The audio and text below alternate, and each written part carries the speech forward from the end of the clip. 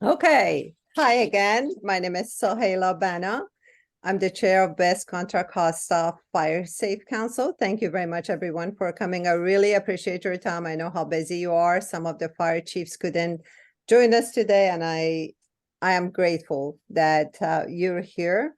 We're going to start with announcements, and because Viet Tran from Bay Area Air Quality Management District has to leave soon, we're going to move the item regarding fire sensors up on the agenda, and then maybe the talking sirens if there's an interest from them, and then we'll go with the rest of the agenda.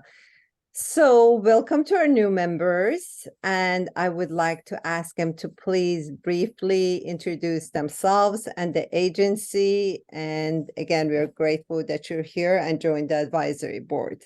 Tony, would you like to start, please? Sure. Tony Semenza. I'm the executive director of Contra Costa CAER, and I joined the board to see if I can help the group as they move forward on some of the projects they're involved in. So I'm glad to be here and look forward to working. Thank you very much. We count on your help. Viet, you're next, please. Thank you, Dr. Bana. I'm Viet Tran, Deputy Executive Officer of Public Affairs for the Air Quality Management District, also known as the AIR District, or Bay Area Air Quality Management District, BAAQMD. Thank you. David? All right, just getting over to the mute button. So I'm David Schoenthal with Phillips 66, aka P66, on the Rodeo Refinery that is converting over from crude oil production to renewable feedstock. So it's a pleasure to be here and seeing what the group does. I see some familiar faces. Pay attention, Tony. Great, thank you very much. And our old friend, Mike Wilson. Good afternoon, everybody. Mike Wilson, Director of Business Development for ALERTWest and Alert California. Happy to be here. Thank you. Thank you. I didn't put the camera on the, oh, we do have the camera on the agenda, and we hope we can follow. We hope there is enough time actually to discuss that one too. Thank you very much. Antoinette? Hello, my name is Antoinette. I am the local government and community liaison for the California Public Utilities Commission. And thank you very much for inviting me to the council meeting. Of course, our pleasure. And Joe? Hi, Joe Grupalo. I currently work with Genasys Critical Communications, formerly known as Zone Haven, but I also have a special interest in West County, where I served as a battalion chief in the city of El Cerrito, Kensington. So familiar with the fire departments there and the mutual aid agencies, Richmond, Rodeo, Contra Costa, so on and so forth. Happy to be here. Thank you. Wonderful. Thank you. Joe and I met for the first time during our evacuation drill prep 2 years ago, 2.5 years ago. Unfortunately, Chief Sailors cannot be here too, but we can update him later on the discussion we're going to have. And Scott, or Deputy Fire Chief Joseph? Yeah, hi, my name is Scott Joseph, and I'm the Deputy Chief of the Chevron Fire Department. Thanks for having me. Thank you. We're so excited you're all here. Of course, I'll be in touch with all of you individually, but for example, we hope that we can have a tour of Chevron Fire Department, their facility, fireboats, but I didn't put such items on the agenda. We'll discuss later. So the first item on the agenda, which is very important for us and related to an incident that happened in El Cerrito, is starting to have fire sensors around the PG&E transmission towers. Some of you may know that a fire happened and the residents believe it was started by the PG&E. Alan, are you here? I saw Alan earlier. Can you just briefly talk about it, a minute or two? Yes, thank you very much. So I'm Alan Siegel. I'm the resident coordinator for the Wildcat Firewise community. It's in Kensington and El Cerrito at the top of the hill. And we had a spontaneous fire that ignited in the PG&E easement under the pole, under the one particular pole, and spread uphill on August 8th. And fortunately, the grass had been mowed, but had the wind been higher, had the grass not been mowed, this could have been a tragic fire. So we don't yet know the cause of the fire. And also, in careful examination, we found that there is dense foliage on both sides of the PG&E easement, juniper trees and other flammable plants that have not been cut. And if there was any kind of fire like this, when the wind was blowing harder or the fire department got there just a few minutes later, this could have been tragic. So on behalf of the whole area, and but particularly on behalf of the community at the top of the hills in Kensington and El Cerrito, we want to let people know about it and find out how can we get PG&E to cut the foliage that is dangerous. It really wouldn't take very much effort to do so. Thank you, Alan. So they want the foliage to be cut. We also want, the Fire Safe Council wants fire sensors around the towers. Some of those towers run on East Bay Regional Park, some in the city of Richmond, some unincorporated elsewhere. So we basically are working on West Contra Costa hills that are very high fire hazard severity zone area. Chief Healy couldn't attend today, but announced East Bay Regional Park District's willingness to collaborate on this. I don't know the position of PG&E. I heard that they would be willing to accept equipment, sensors on top of their equipment, but I'm not sure what their position with regards to funding is.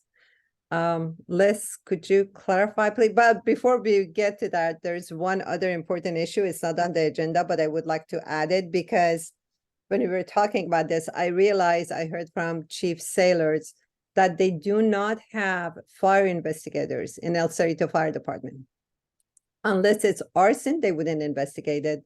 So we don't know the cause of the fire.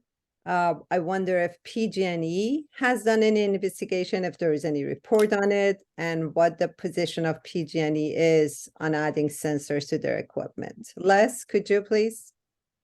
Yeah, good afternoon, everybody. Les Putnam with PG&E. I'm the local public safety specialist liaisoning with police and fire for PG&E. So I'll start with the fire. I believe it was August 6th is the date that I was given. So again, PG&E does not investigate cause, origin of any fires. That's really left up to the agency having jurisdiction in the area. We do have investigators that once that is determined by the agency, that would follow up with them and determine if there was any equipment involved. So I do have a request in to get more information regarding that incident. Have not gotten any details at this point, but again, I would start with local fire authority, and apparently you just stated that El Cerrito doesn't investigate, so I'm not sure where that would go from there. So that's the fire. Regarding the sensors, I read the information from Oakland Fire Department. This is currently a pilot program on this for the sensors, so PG&E is not involved with determining whether, first of all, these would actually work, be effective. Secondarily, whether the towers would be appropriate. We do have a lot of regulations involved with putting anything on our towers, obviously because of the safety issues and the electricity going through those towers as well. So that would have to be determined by who's ever handling the pilot program, where these are a viable method. We're not opposed to sensors. We do use a lot of current new technology for fire determination as far as initiation, and so we use IR satellite detection. We use infrared cameras in multiple locations throughout Contra Costa County, and weather stations as well. But then we also have field personnel that are on a daily basis during fire season in the areas observing fuel conditions. So we are involved in that and on the fire preventative side. However, again, this technology, as it's new, I know Moraga-Rinda Fire had been using sensors as a pilot program. They dropped that program, as far as I know, and haven't continued with it for various reasons. So regarding whether we would put them on our towers or not is something I would have to determine what that request would be and who that would come from. And then secondarily, if there's cost involved, whether PG&E would have any funding available for that. Given our current PG&E fiscal conditions, I suspect that would be something we'd have to go through with our local government relations person. Thank you, Les. Mark Evans, may I ask you to please look into the experience of Orinda Moraga with fire sensors and let us know in the future why they stopped using it? Well, I certainly haven't heard of it. As you know, though, we have a pretty strong wildfire camera system out here. So I would say that seems to be what the agencies all utilize. And we just had a presentation from John Cornell about that. So that's another way for early detection to find those issues. So my feedback is I've never even heard of it, so I'm not exactly sure why it's where that comes from. But we do have a wildfire camera system that Mike Wilson is obviously very familiar with. Okay, thank you. Yeah, and as you saw in the comments, Chief Grupalo just noted that the Moraga Orinda Fire Department stopped using them because the batteries were blowing up under heat conditions. So he probably knows more about that because he was involved at the county fire chief's level. Okay, so the experts who are here, fire chiefs, do you recommend that we drop the idea of employing fire sensors? I was just commenting, Moraga Orinda tried it. It became a hazard. They dropped it. And I don't know of any other improvements that were done to fire sensors since then. So I don't think it's a viable program as far as I know from MOFD research. Okay, let us do a little more investigation into possibility of solar sensors and then put it on a future agenda. But the main issue of fire investigation, I wonder if CPUC could help us. And also Antoinette, you suggested that there is another agency we should invite to the advisory board about infrastructure safety. Could you remind me the name of that organization? Office of Infrastructure Safety, yes. And I just wanted to level set expectations here. Today, I'm just here to listen and take notes and report back to the CPUC. And as far as giving any advice at this time, that is not my role in this moment, but really to be here, listen, take notes. However, yeah, I have followed up with you with the generic email on how to get in touch with the Office of Infrastructure Safety. And they are the ones, we share authority over oversight. One of their areas of jurisdiction is to approve utilities wildfire mitigation plans. And so topics such as this, sensors, would be included in that realm. So I can keep in contact with you and make sure that you do get in touch with somebody from the Office of Infrastructure Safety. And I will continue to attend these meetings and supply information where I can about CPUC's jurisdictional area over infrastructure safety. Thank you very much. And if you could look into if there are any regulations that these accidents need to be investigated.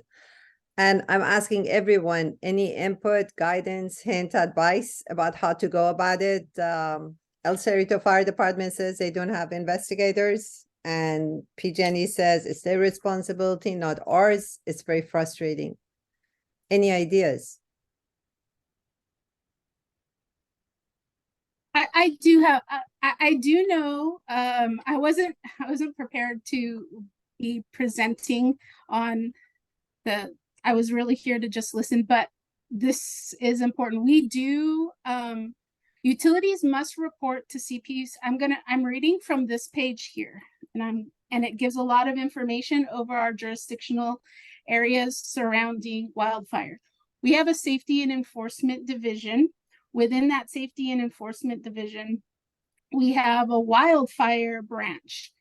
And that's the page that I'm about to drop into the chat right now. And I'm going to call attention to one area regarding investigations. So let me get the chat up. Let's see.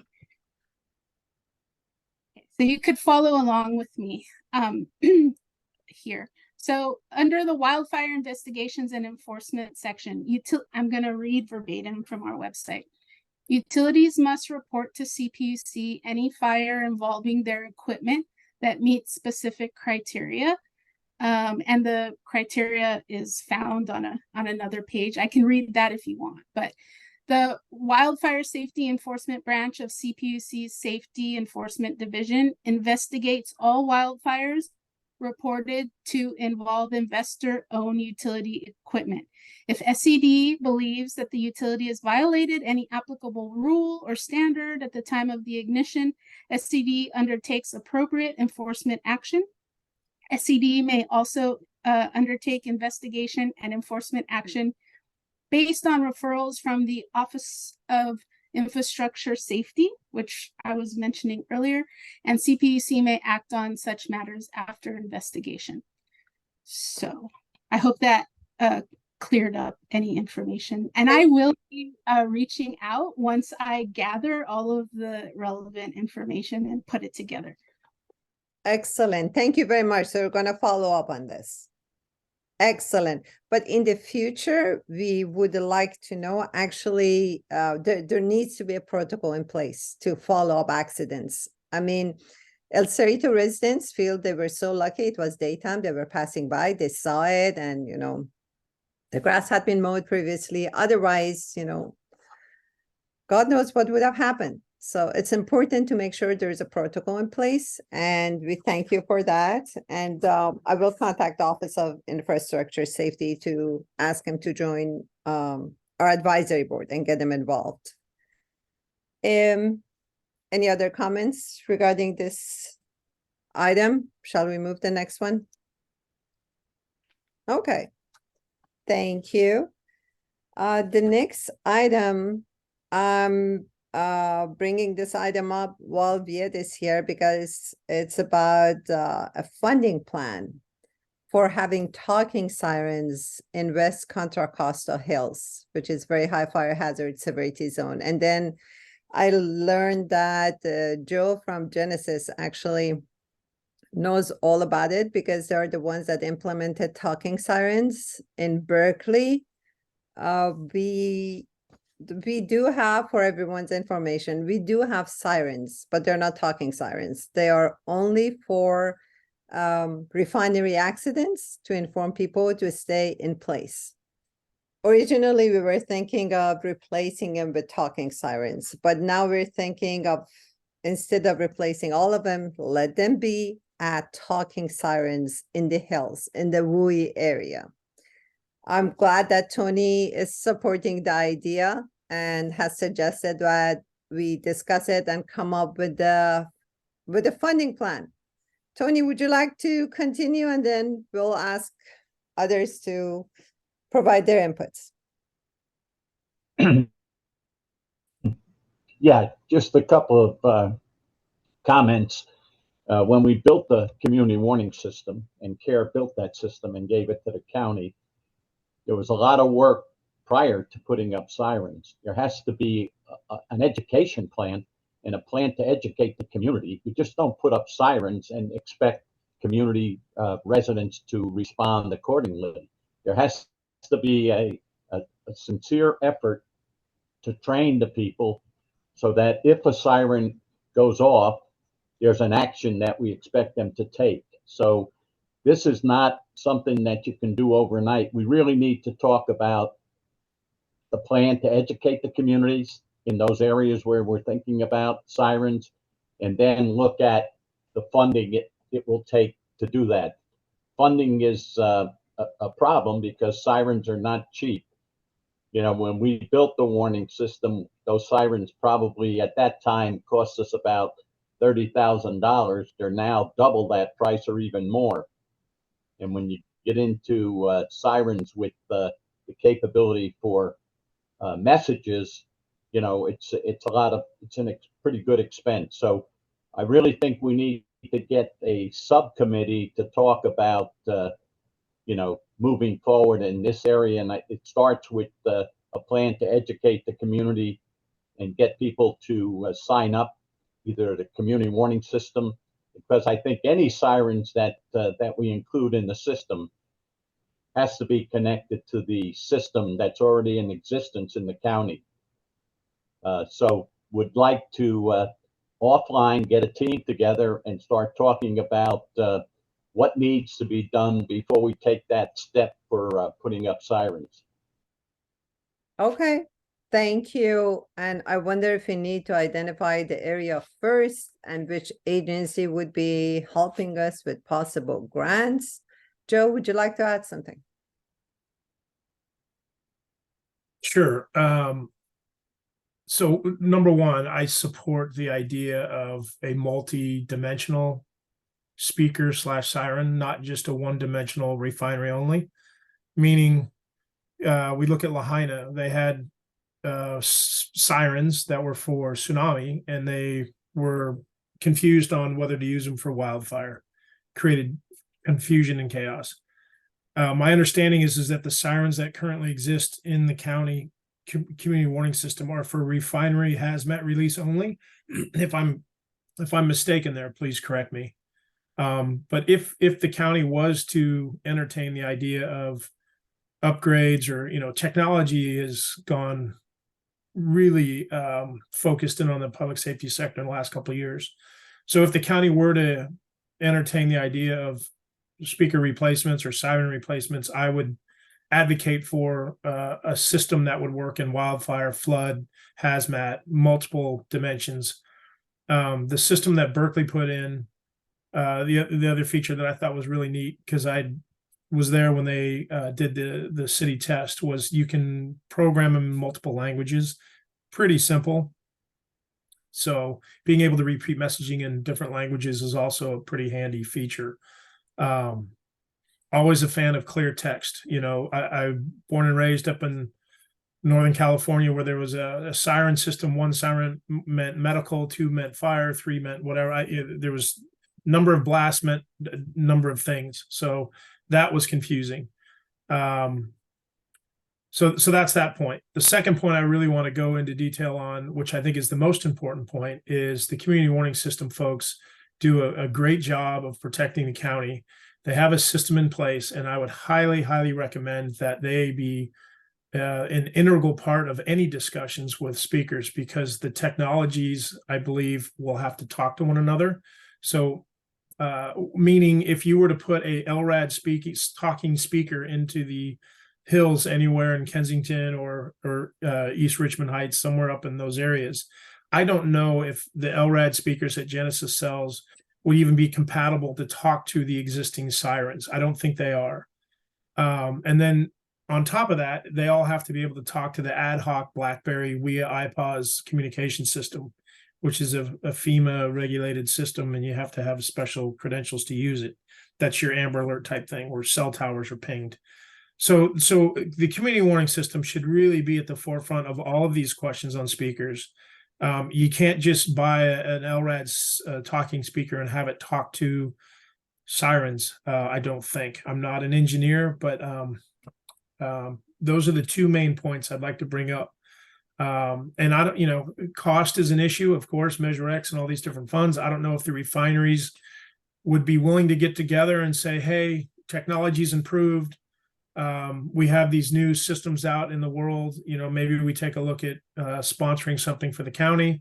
Again, that's hundreds of thousands of dollars. I think there's 34 speakers in the county, if I'm correct. I don't know, Tony, you might know the number. But there's a number of speakers that aren't just in West County. They have Dow Chemical out in Pittsburgh. They have refineries in Venetia or Martinez. So they're scattered around.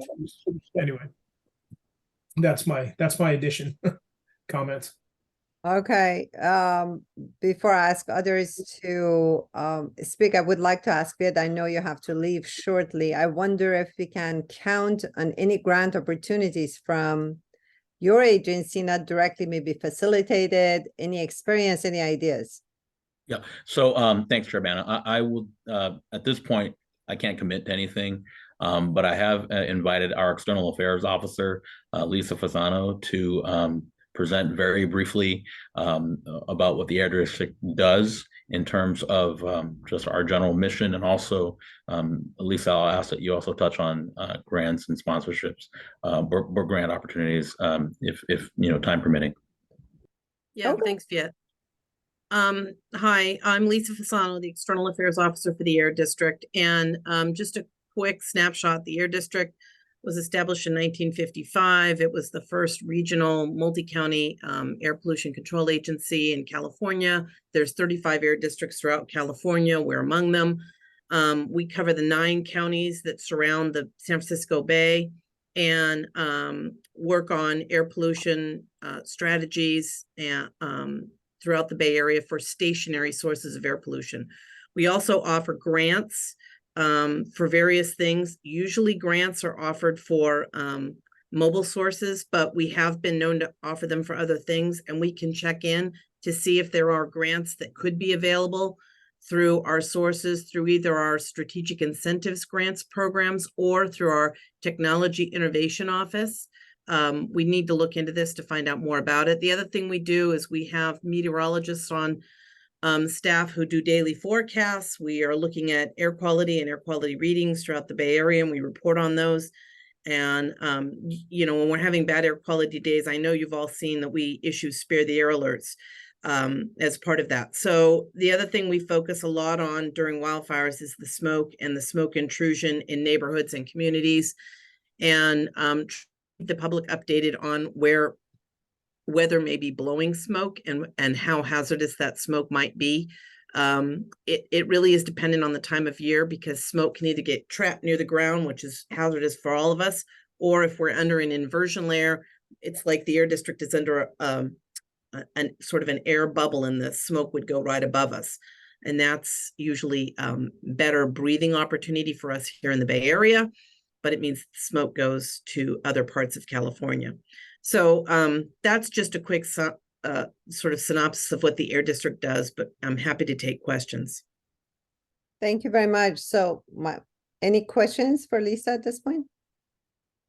My question is, I think based on what Tony and Joe said, Tony, just to mention briefly about the campaign to inform people, we've already started it, and one of the items on the agenda is fire danger signs, that we continue to educate people about red flag days and community warning system, their zones and everything.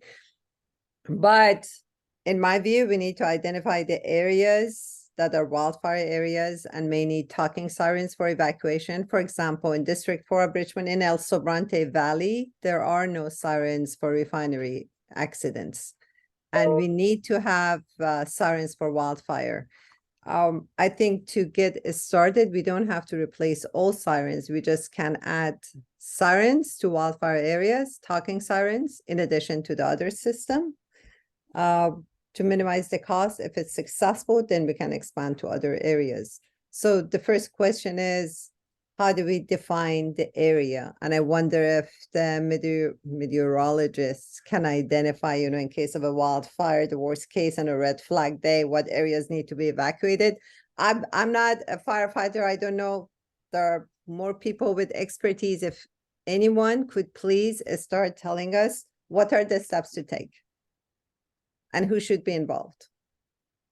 What I can tell you from the Air District perspective, our meteorologists couldn't necessarily tell you who needs to be evacuated, but they can tell you the direction that the winds would be taking fire, or if we were having substantial winds that might be taking the fire. So, I mean, that's the kind of input that our meteorologists can provide that could be helpful to the first responder team to make determinations when evacuations are necessary.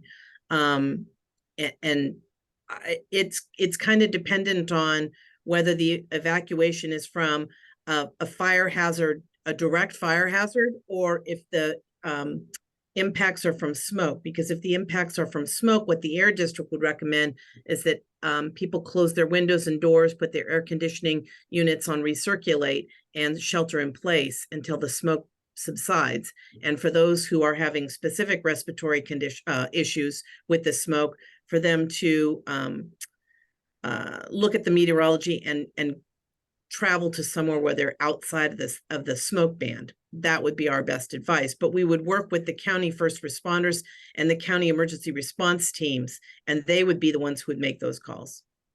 Okay, thank you. So, Tony, do you think we should just start with the county in terms of the areas that are wildfire areas and need the siren? In West Contra Costa? You asking me? Yes. Is that question? Yeah.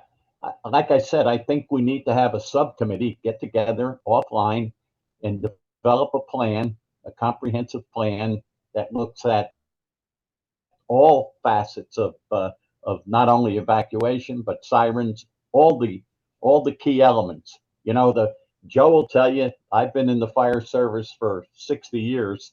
The hardest thing to do is evacuate people during an emergency. So we need to have a plan, a comprehensive plan, and we have the people here, I think, offline that we can do something and get back to the team. Excellent. So let's identify the people who want to be in this. Mike, thank you. Mike Wilson from ALERTWest is joining. I assume Joe will be in this committee. Tony, who else wants to be? I wonder if refineries have any interests. Our representatives from refineries would be interested in joining. Yeah, this is Scott Joseph with Chevron. I can join the team. Thank you. Anyone else? Yeah, I don't. This is Dave Schoenthal. I'm not clear on what my participation would lend to it. The sirens are not necessarily maintained by us, but for the county, the CWS system. So I'm maybe I'm not understanding what you think us on there would help out. What I'm perplexed because we don't maintain the CWS or the siren system. That is maintained by the county. So, you know, yes, we use it to message at times. We test it, but it's maintained by the county. So I'm CWS, that's not us. So I don't think we would be of much utility. Okay. Tony, do you have any suggestion about who else who may not be represented here, but we need to contact to join? I think we need a representative from Richmond Fire, El Cerrito Fire, you know, the fire departments that are in the area. Scott Joseph brings a lot to the table too, and certainly Joe. So I think if we get the fire guys involved, that's the way to start the process. Very good. I would recommend County Hazmat also. Yeah, I'd second that too as well. Hey, one idea on the funding side, aside from the funding side, look, our refinery, the Rodeo Refinery, Phillips 66, part of our community benefits agreement with the county, is providing nearly $1 million per year over the next several years. And we're not involved with where the money goes, but District 5's Board of Supervisor is Federal Glover, and he's the one who is really kind of spearheading where those dollars go in terms of community grants. That might be a location to ask for a community grant for this project. Very good. Tony and I will reach out to those agencies. So excellent suggestions. And Mark Evans, if you think Orinda would be interested in talking sirens, please let us know, or if you would like to join. That'd be great. So Chair Banner, we're going to drop now. Thank you for the opportunity to. Okay, thank you for joining us. I appreciate your time. All right, looking forward to meeting with you soon. Thank you. Take care. Thanks. We'll be in touch. Excellent. Okay. So moving to the next item. Fire danger today signs to educate people about red flag days and urge them to learn about CWS and their zones. I know Chief Healy couldn't be here. If you could have a brief report, please, from Michelle to see how Contra is doing, then City of Richmond. Hi, Sohaila. Can everyone hear me? Yes. Okay, great. I was having some connectivity issues earlier. First of all, as you're gathering resources, I didn't want to interrupt anyone with valuable input on the topic of the sirens. But as you heard during my community presentation on wildfire mitigation program ran by the county, CWS and the evacuation process is managed by the Contra Costa Sheriff's Office. A sheriff's representative with knowledge of the CWS system and how it works would be a very valuable resource to your group, lending the internal infrastructure existing and what can and cannot be added to the existing system. Just from a logic perspective, anytime that you add new technology to old technology, frequently they're not compatible. And that siren system has been in place for an extensive period of time. So I suggest that the Sheriff's Department be involved. Their CWS person, Joe, can you refresh my memory as to who that is? It's Jennifer. Julie Cavallero runs the Julie Cavallero runs the critical communications piece. I'll get you the sheriffs in a minute. Okay. And then onto the Go ahead. I was going to say we wouldn't do anything without CWS involved. They would also be involved in any process.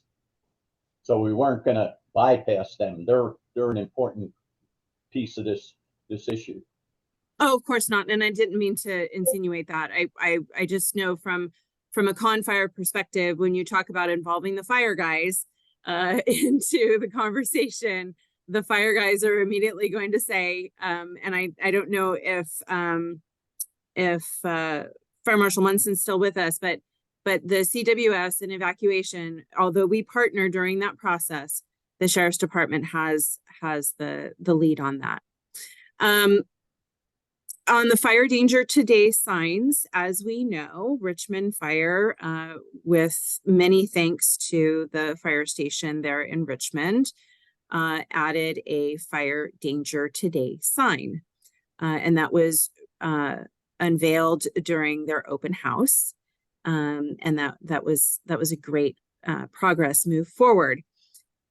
Regarding the permit information and the next sign to be installed, seems to be a very slow process because the next sign tentative location will be at 2900 San Pablo Dam Road. The city of San Pablo, because that location is located within their city limits, is requiring a permit to be filed. So we're asking for permission. That process is very slow. That and it's not necessarily on the city of San Pablo's end. It's the time and requirement to gather the necessary insurance and coverage information legally required in that permit process. So I am in contact with them and we are moving forward. However slight the movement is, I assure you that this remains on my task list, and we are looking forward to, again, confirming that next sign placement at 2900 San Pablo Dam Road. Excellent, thank you. And the one that fell down at Castro Ranch Road? Yeah, so Castro Ranch falls within a unique situation. The sign was placed and then removed, and again, the permit process, once we move through the process once, and we know all of the ins and outs and all the information is current, I will be filing for the next location. But again, relatively new into this position, I am learning the ropes and I am going slow as to not disrupt anyone else's process. So the signs are here. We're moving forward with it. Again, I know it's not happening at the speed that we wish it all would, but it is moving forward. Okay, thank you very much. Hello, Councilmember Bonner. This is Fire Marshal Munson. Just wanted to interject a few things while we're on this subject. Sure. Yes, I would agree with most of the statements in regards to the sirens. Yes, we need to work with our PD side, our sheriff side, in implementing or initiating any conversation in regards to the sirens. That's one comment I wanted to speak. I do support all of that, and it's very important that we have them at the table. And I would, not myself, but we will definitely have a representative in the subcommittee in regards to the City of Richmond Fire Department. Real quick on the updated danger signs, we, yes, have confirmed, as was stated, Station 63. We're in the process of installing another additional sign in the Point Richmond area, which is our other very high severity zone. That will be completed by the end of this week. And then we will start on our third erection of another sign, which will be placed at Station 68 in the Hilltop area. And then to complete our first phase of our signage will be the fourth sign that will be erected in the Alvarado Park entrance of the East Bay Regional Park region area. That one is going to take a little bit longer. There's some engineering components that we have to bring to the table, and I give Confire my best. They're best at trying to acquire the permit process. That's the difference between a district and the city. I was able to bypass that. So good luck with that. And that's all I have to say. Thank you very much, Eric. Thank you. Yeah, we appreciate the report from both of you. Again, Chief Healy is not here. They're supposed to, we asked them for fire danger signs. I'll follow up with email. And the next item is defensible space of 100 feet from buildings. Our best neighbor has been East Bay Regional Park District. They follow up on every request. And even though Chief Healy is not present, they get A+ so far on this issue.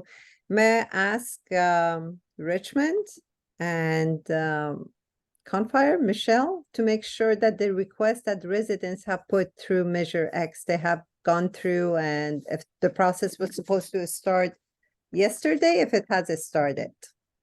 Sure. So if you have neighborhoods, we recently completed Greenbrier and Kennedy Grove. Thank you, Erica Ping, for all of your work in Kennedy Grove. You are my hero. You have motivated your neighborhood, and along with Joyce Forte in Greenbrier, we are moving forward with Firewise status, the wildfire mitigation program for community chipping days, evaluating further projects, those projects meeting the requirements of the individual, dead tree removal, veg management, evacuation route cleanups, those sorts of things can be entered into the system. If help is needed, I encourage people to reach out to me. My phone number is 925-440-5831. Also, you can reach me by email. I look forward to getting more information on your project and helping you through the process. I want to point out that anyone who has technical difficulties or no internet access or anything, if there is something that needs to be entered into the system, I can act as your fingertips. I just need the information. Second of all, the knowledge is power premise. If there is emergency preparedness training that needs to be happening within these neighborhoods, I just need an email. I'm happy to coordinate public education with our public education team here at Confire. And we will come out, we will do something on Zoom. We will meet the needs of the community. Again, our focus is meeting the needs of underserved, underrepresented seniors, veterans, and disabled. If anyone hears of maybe a deaf community that needs very specific needs, like visual fire alarms, sign language interpreter for a Zoom meeting or an in-person meeting, we can meet those needs. There is no barrier in education that we cannot meet. I work with very dynamic people with a lot of resources at their fingertips. So I encourage the education to be ongoing. My next Zoom emergency preparedness coordination collaboration with wildfire mitigation is happening in the Greenbrier neighborhood. So I will forward that Zoom meeting information to you. Please feel free to forward that to all of your community contacts. We look forward to having as many neighbors in and outside of the Greenbrier community join that meeting. Again, if there's... Thank you, Michelle. Thank you very much. I really appreciate that. I just wanted to follow up on what you mentioned and ask Robert from City of Richmond if the Measure X requests have been, all of them have gone through, and if there is any updates. Robert, are you here? Yes. Go ahead. I just had to turn off the mute. I'll turn on my camera for this particular portion. So yes, we submitted several weeks ago 21 applications for city-owned properties in the Hilltop El Sobrante area, and I have not heard any response back on those applications, and so hopefully that's the update that you're hoping for. But if you have any other questions, feel free to let me know what those might be. Thank you. That's a little concerning. Michelle, could you make sure that those 21 applications went through and will be followed up by actions? They are absolutely in the system. I'd like to just point out, and I believe that I'll have the support of others here on this call, that these are large projects that require, our Crew 12 move to their off-season schedule on November 1st. These are large projects, and the priority of these projects will be tackled based on fire science. Excellent. As long as they went through, they have been no, they did go through scheduled to be done. We're happy because I heard from, I think you or Chris, that the projects would start on November 6th, which was yesterday. Just wanted to make sure things are on the schedule. We are tackling them, but it's going to take time. This is a large acreage. Those total 21, I don't have the figure in front of me, but this is double digits acres or triple digit acres. So this is going to take time. I appreciate it. Thank you very much. And let's move to the next item about cameras in West Contra Costa County. So we discussed it before, Mike, and you showed us all the cameras, and I believe we detected some blind spots that are not covered. And we really want to make sure that the entire West Contra Costa is covered. Is there any way that we can look into it and see if cameras are needed, how to go about it?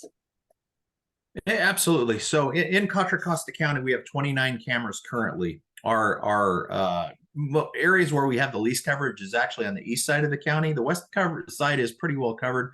I do have Mike Richards, our outreach coordinator specialist, who does direct camera systems on with me as well. And we would be happy to have any indirect conversations about specific view shed of any area where we've done view shed of most of Contra Costa County. We'd love to target a few sites and again, find some potential host agencies besides PG&E, who's been very generous in providing us sponsorship on a majority of the cameras throughout your area. So they do a great job. I know you mentioned earlier the power line fires and the issue or the consideration that was arson or whatever happens to be. PG&E does work closely with us, and I will announce that as we do our AI fire detection, we send alerts to our fire agencies, typically the dispatch agency for the specific fire department within the state, generally CAL FIRE, and then we also do send a notification to our PG&E partners to make them aware of any infrastructure that is near that area to determine if that's potentially a threat to the infrastructure or if there's any concern that may have been basically a potential electricity caused fire. So as we do that, and we continue to work with that sponsorship, I will bring up that again, we'll look for additional locations. I would love to have Chief Calais on with us so we could talk about East Bay Regional Parks and potentially identify some sites in there.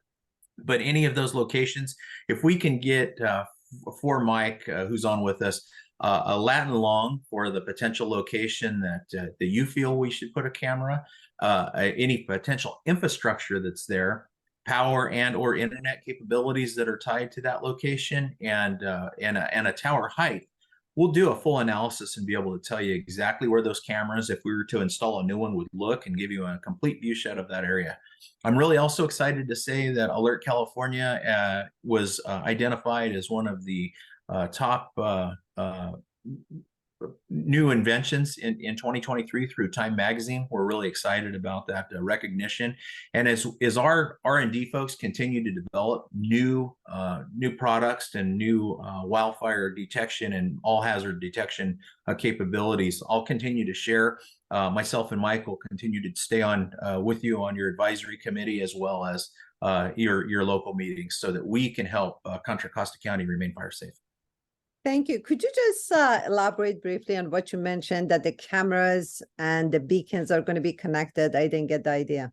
So our research and development folks are working on a variety of new components for our system, one of them being a potential alert system, so that in communities much like yours or where I'm at here in Butte County and near the campfire, to be able to have, because of our large network of cameras and our large network of actual different devices that we use for both monitoring weather and fire modeling throughout the state, as we continually build those new innovations. What we like to do is look out long term and see if we can add value to the wildfire community, in making sure that if we can, and we've actually got some designs on siren systems that we are going to be working with Cal OES law enforcement branch to talk to about having a statewide alert system that would be in addition to what's already out there, so that in new detection of a fire with certain basically fire indices that are in place, we know if it's going to be a big fire rather early, would be able to force a notification to the law enforcement agencies in that area for evacuation, and give them an option to basically push a button to send out alerts. And so just more exciting technology developments as we work on that stuff. Excellent. Thank you very much. Sounds very exciting. Mike Richards, if you could give me your email address, I'll add your email address to the list. So you're in charge of the cameras, is that true? Because I know there are some questions from Chris and Marilyn about the specific locations of the cameras to make sure, they cover everything despite the height of the vegetation and the cameras are working or not. So would you be, contact for answering those questions? And also Mike Wilson, you mentioned you're gonna look into it. Is there a timeline by which we know all this? Yes, basically, just like what Mike said, what we would really need would be other site locations. We could recommend some site locations. We would take recommendations from you as well for site locations. Ideally, as Mike said, they'd be locations that have tower power and an uplink. And by tower, it doesn't need to be an actual tower. It could be a water tank, water reservoir, anything that is at a hill type, has good view shed. And what we would do is, for each one of these locations, once you've identified that and we have a lat long that we can use, we can put that into a view shed analysis tool, basically give you a Google Earth image, where once those cameras would be targeted on the map, we would see what the coverage would be based on the cameras that currently exist, plus cameras that would get added to the system. And as Mike said, aside from the west coverage, which to me, as I was looking at the mapping, it looked like there's good coverage, generally speaking, to the west side. There is holes due to the terrain above San Pablo Reservoir on the way up towards Highway 4 and a little bit more to the east. That's just my bird's eye view of looking at the terrain. I would say for the east side, for the remainder of Contra Costa County, just by a visual, to me, it looked like if there was camera that was in the upper part of Vasco Road, the Discovery Bay area, Bethel Island area, and somewhere near Hillcrest, maybe the Viadora Drive, there's a water reservoir, water tank that's at a hilltop there. Those 4 locations alone could probably cover the remainder of Contra Costa County. And about the West Contra Costa County, there are blind spots in El Sobrante Valley. We have specific suggestions actually about water tanks, and we're going to share them with you. And that's exactly what we would want is your suggestions as to areas that you believe need additional coverage. And then based on that, we can do the viewshed mapping, and we can also include other suggested areas once we start doing that mapping. Excellent. Thank you very much. Yep, absolutely. And, yeah, please put your email address so we'll stay in touch, and I'll share with the community that there's such an opportunity. If there are more suggestions, I'll bring them to your attention. I'm glad to say that we are finishing in time. And thank you very much, everyone, again for this. Joe, Tony, and others, we're going to talk about LRADs offline. I'll email you, and Joe, if you could communicate with CWS and find the contact, Joe or Tony, I would very much appreciate it. You have better contacts than I do. My contact, our contact with Contra Costa Fire Safe Council, contact with Sheriff Department actually is Lieutenant Mark Rodriguez. And not on the CW side necessarily. So I appreciate your help connecting with CWS, and I'll provide other contacts, and we'll be communicating about talking beacons. Thank you. Thank you, everyone. Really appreciate it. Let's stay in touch, and we'll meet again in 3 months on February 6th. Have a good day. Bye. Thank you. Talk to you all. Bye, everybody.